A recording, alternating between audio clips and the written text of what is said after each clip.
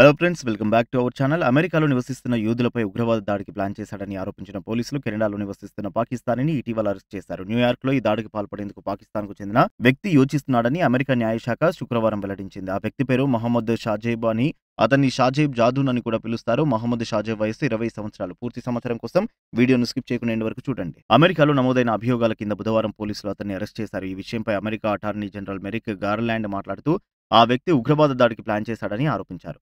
అతను అక్టోబర్ 7న న్యూయార్క్లో వీలైనంత ఎక్కువ మంది యూదులను చంపాలనేది పథకం. ప్రస్తుతం నిందితుడు మహమ్మద్ షాజేబ్ ఖాన్ను కెనడా అధికారులు అదుపులోకి తీసుకున్నారు. అటార్నీ జనరల్ మాట్లాడుతూ కృతజ్ఞతగా మా పరిశోధనా సంస్థ federal bureau of investigation FBI విచారణను నిర్వహించిందని.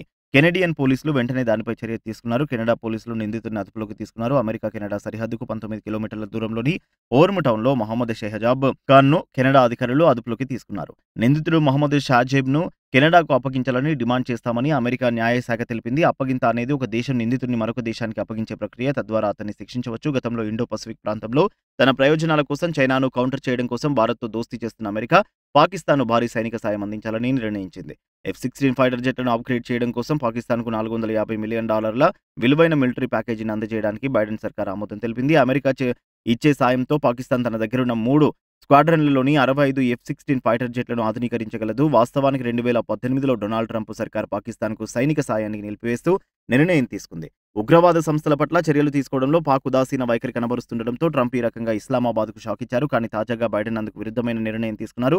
ఈ విషయంలో అమెరికా తీరు పట్ల భారత్ తీవ్ర నిరసన వ్యక్తం చేసింది. 2019 ఫిబ్రవరిలో పాకిస్తాన్ 24 ఫైటర్ జెట్లను భారత్ వైపు మళ్లించగా అందులో 10 F-16 ఫైటర్లు కూడా ఉన్నాయి. MiG-21లో ప్రయాణించిన wing commander Abhinandan Varthaman dog fight ద్వారా F-16 యుద్ధ విమానాన్ని నేలకూల్చిన సంగతి తెలిసిందే. దీన్ని బట్టి ఇప్పటికీ పాకిస్తాన్ F-16 యుద్ధ విమానాల ప్రధాన టార్గెట్ భారత్ అని చెప్పొచ్చు.